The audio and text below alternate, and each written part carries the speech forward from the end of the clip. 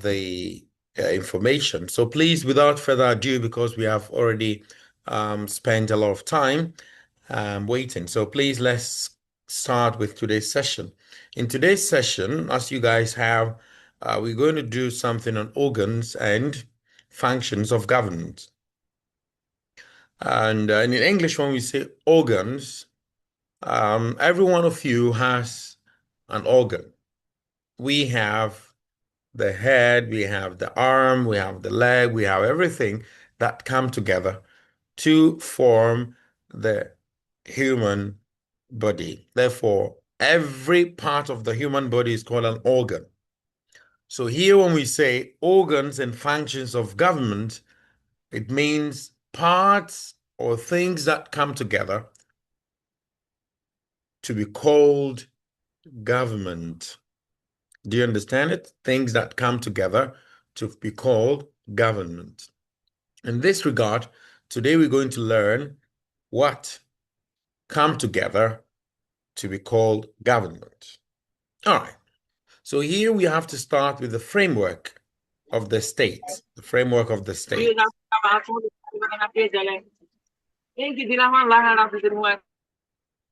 All right. So here we're going to start with the framework of the state, understanding how power is distributed and exercised within a government structure. In the first place, last week we talked about the government, right? So what is the difference between a government and a president? Who can help us? What is the difference between government and president? All right, so Mr. Mumin Al Yassin, I saw your hand first.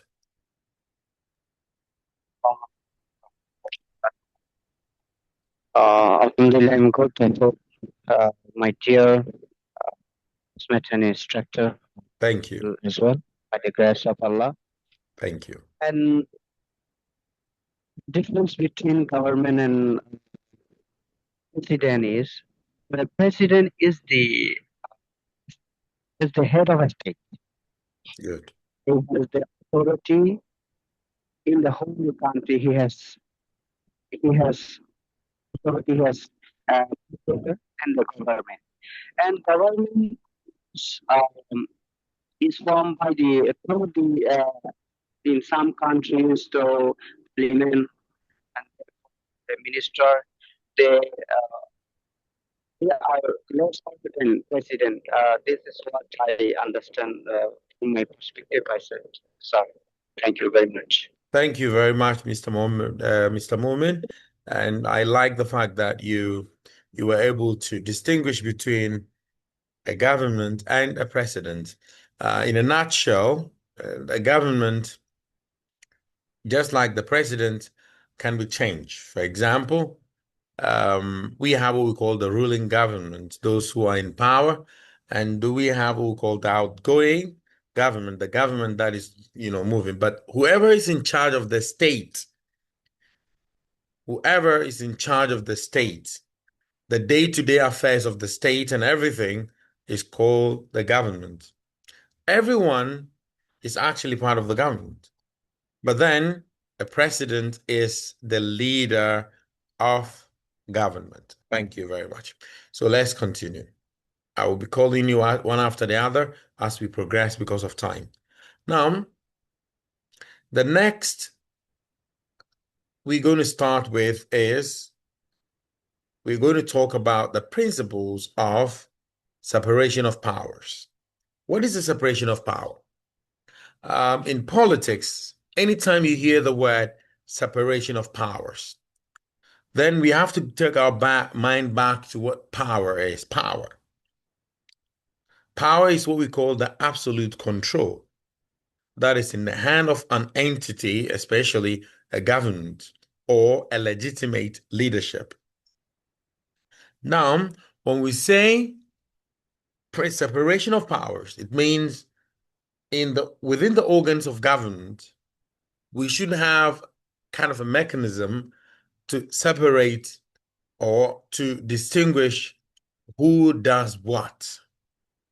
For example, Mr. Al-Mumin is um, a minister, and I am an MP, that is a member of parliament. What are his roles or what are his responsibilities as a person who is in charge of a ministerial position, and what are mine as someone who makes laws? Do you understand it? Therefore, we should be able to give everyone their roles, and we should be able to make sure that someone is not doing someone else's job. So if I am an MP or member of parliament, then Mr. Al-Mumin shouldn't be able to enter or intrude. There's a word in English we call intrude, means to be able to get into my shoes or into my position and do what I'm supposed to do without my permission or without any lawful backing. Therefore, that is what we call separation of powers. Now, this is the principle. It has principle of, we have all called the principle of what? Separation of power. Then the principle is what? Preventing tyranny. Preventing what? Tyranny. What is tyranny? Tyranny is having too much power and using it anyhow to your advantage and to the disadvantage of the people. For example, I am the president of Ghana. I am the president of Ghana and I'm given a lot of powers. For example, I can decide to choose people to work for me and fire them. I can decide to make the whole people of the country sleep at 6 o'clock in the evening, and no one can change me and no one can stand against me. Then I have absolute power. Then I become a tyrant. I'm doing things to please my ego, but to hurt the ego of the people. Therefore, um, that is what we call tyrants. Do you understand it? Like someone who is tyrant does that. So tyranny is the act of, you know, seizing all absolute powers and using them maliciously to the disadvantage of the people. So here we can talk about the liaisons that we'll call the dangerous liaisons, that is by Sergio and Woods in 2017, and they emphasize that political theories have highlighted that horizontal separation into distinct branches is essential to safeguard individual liberty. Why do we need separation of power? We need it to distinct or to distinguish the responsibilities of people or people in power so that people will be free in, doing what they are supposed to do. And the second one is what? Functioning or functional distribution. That is it ensures that no single entity has absolute authority. Do you get it? So, for example, we all know what is happening in Myanmar. You guys know what your the general who supervised the murder and massacre of the good people of Rohingyas. We all know what happened. Now he is the leader of the country and he has a lot of power and he has succeeded in giving the military a lot of power. Of course, it has been like that in the government of Myanmar for a very long time. But you know what happened to the leader, the president who supervised the murder of a lot of Rohingyas? She's in prison. I think she's going to be in prison for the next 27 years or something. And the one who did her bidding is the one ruling the country right now. That is why this is a typical example of what we mean by tyranny. He has a lot of power. Though the International Court of Crime is looking for him, countries like Indonesia, Malaysia, so many countries have, you know, called for his arrest, and many countries have barred him from entering their countries but he's still the ruler of the country who is exercising absolute power to the disadvantage of the beautiful people of Rohingya. Do you understand it? So he just look at how someone like him rule the country. How would he ensure that the people of Rohingya are given what they need to be given? Of course, he wouldn't do that because he himself is a murderer, he's a killer, and he is a, a very big criminal of politics. Now, let's move to the next one. So that's it. That is the two things is that one, we don't want to produce what we call tyranny by making people do other people's job or people abstracting other people's job. And two, we don't want to give one person or one a group of people absolute power. And that is what we call the functional distribution. Now, so now we're talking about organs of government. So what is it at all? Now we're going to look at it. What are the organs of the government or the organs of, government? So now we're going to look at it. So the first one is what? Legislature. Legislature. When we talk about legislature, what comes to your mind? Legislature talks about making law. Look at the word legislature. That is, there is law and there is writing of law or making of law in this word. So here, those part of the government that deal with the laws that govern the state are what we call the legislature. So this include what? The member of parliament. They make laws. They go to the parliament and they say and they argue and they do so many things just so they make what is used to rule the country. So we call them the legislature. The legislature, don't forget them. And who give the legislature the power to make laws? You and I. You and I, Mohammed Kashim, Mohammed Rahim, Muhammad Ali Hassan, and everyone here, all of you are part of the people who give power to these people. That is why I've always told people, I've always said in my classes that be careful who you choose to represent you. During elections, what do you guys do? What do we do? The one who gives you an amount of money that is big for you becomes your candidate. But that shouldn't be the case. Are you selling your own conscience? Are you selling your own freedom? Are you selling your own power to someone who has given you something very small, something very little that you cannot even, use for a very long time? That is something you can just, spend in 1 or 2 days. Shouldn't be what you exchange for your own development. So choose wisely. So usually my students ask me, but sir, how do we do that? I am the only person. The rest would take money and vote. So if I don't take any money, how am I going to, get what I want when other people are going to vote, nevertheless? I'll be like, I usually tell them that it doesn't matter. What matters is that you have done the right thing, and that becomes your emblem. And in the next session, people are going to learn from you, and gradually, everyone is going to come back to their senses and vote wisely. I've always told you guys, I think in my previous lessons with you, that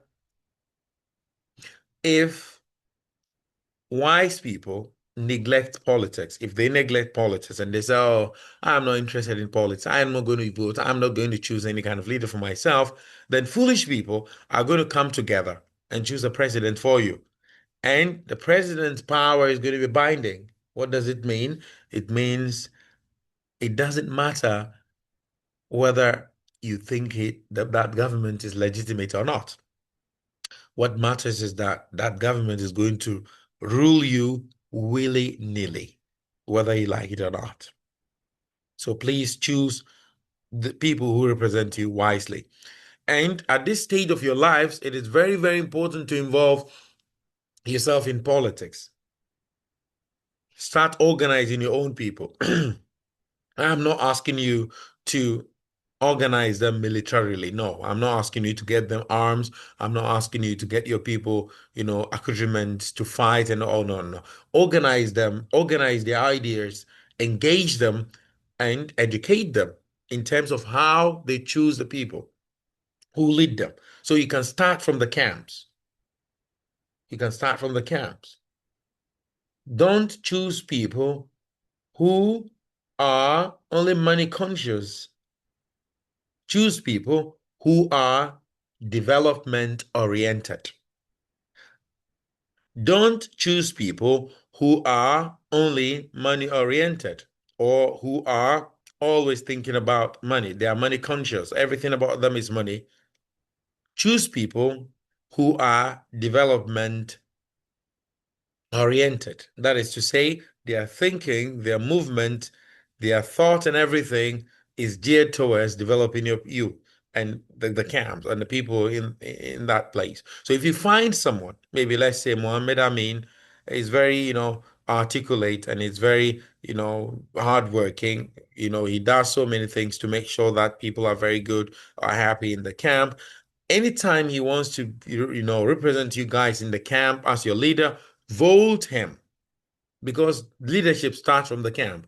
Don't be surprised that the next leaders of Rohingyans or Myanmar in the near future would be produced from these camps. You guys think they are nothing. This is a very good spot to start politics, not politics of insult, not politics of, denigration, not politics of fight, but politics of pure conscientism, politics of deliberate development. So that is what I can tell you about legislature, because the people you choose to represent you make the laws. So they make sure that citizens are made laws. Now, the next one is the executive. The executive is the one that implement what the legislature does. So the executive are the people who enforce the law. According to the law, every citizen should go to school. So if anyone doesn't go to school, people responsible for punishing them, people responsible for making sure that they really go to school are what we call the executive body of the government. So they manage the daily affairs. So these are the president, the ministers, the police, and the rest that we have. We call them the executive body.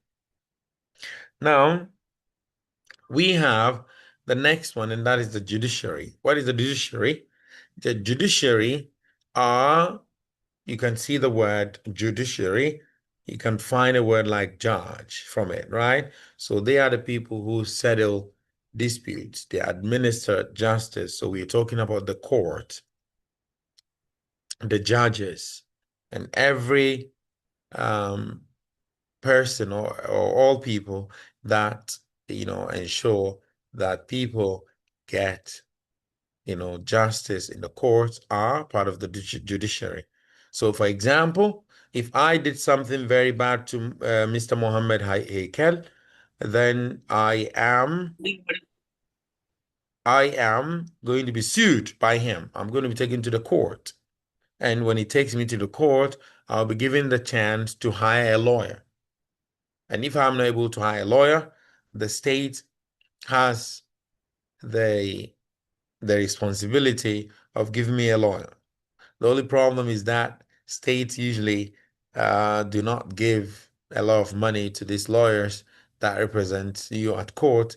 Therefore, your um, your safety or whatever is not guaranteed because such lawyers do not fight for you rigorously. Of course, these lawyers are interested in taking a lot of money.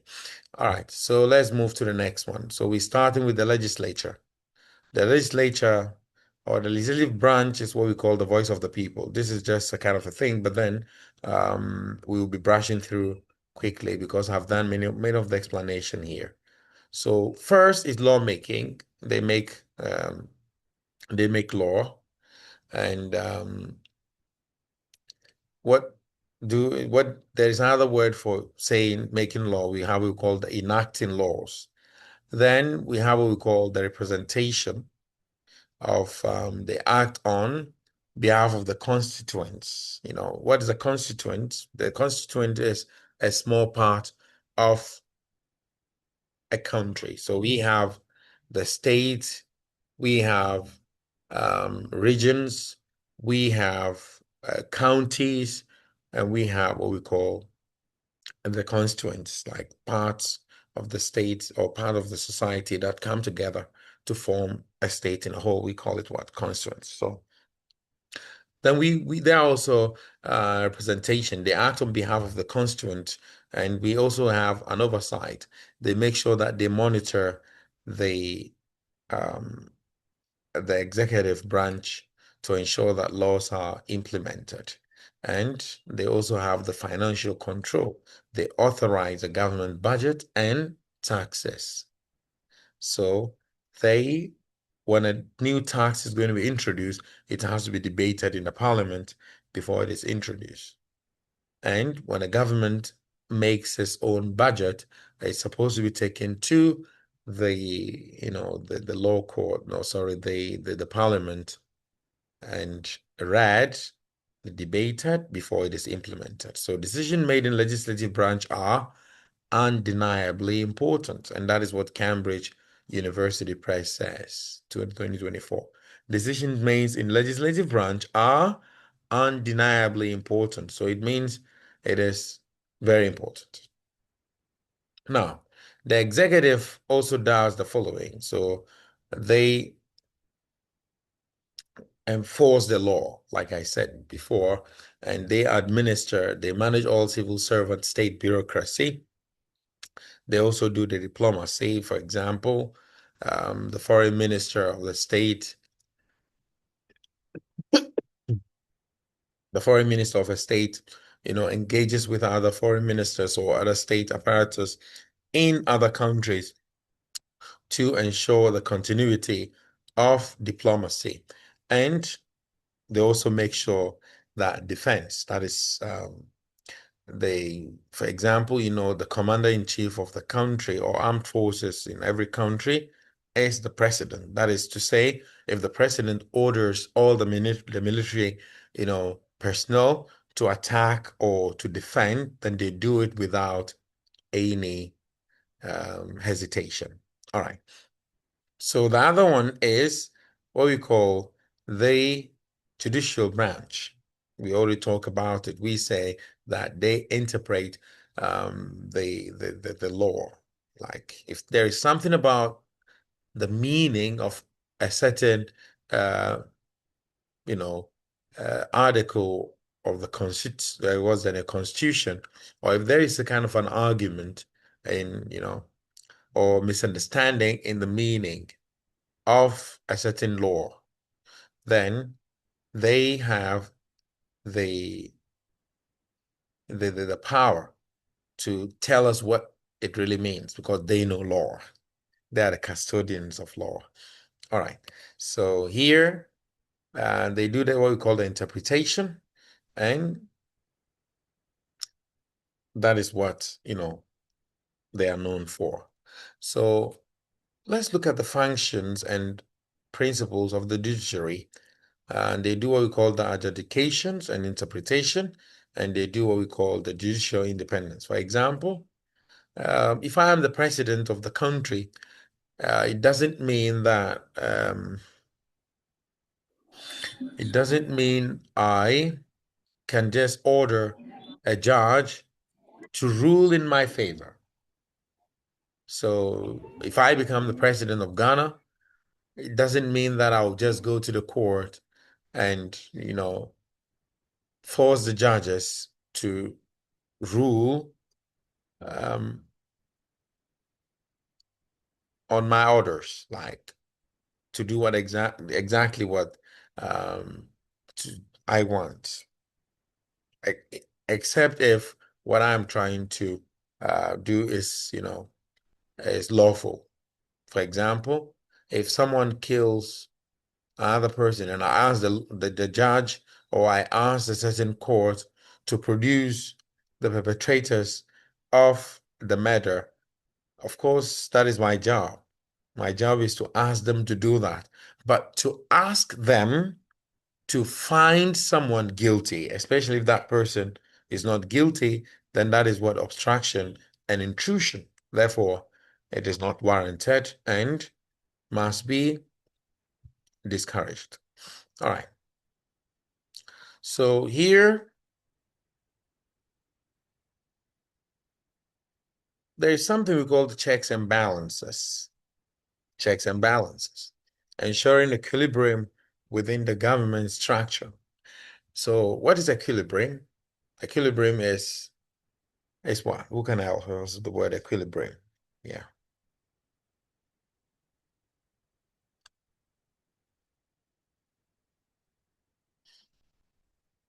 This word is used in physics a lot.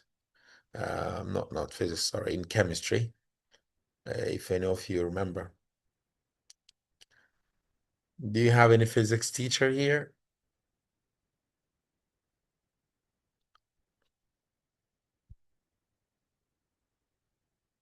Do you have any physics teacher?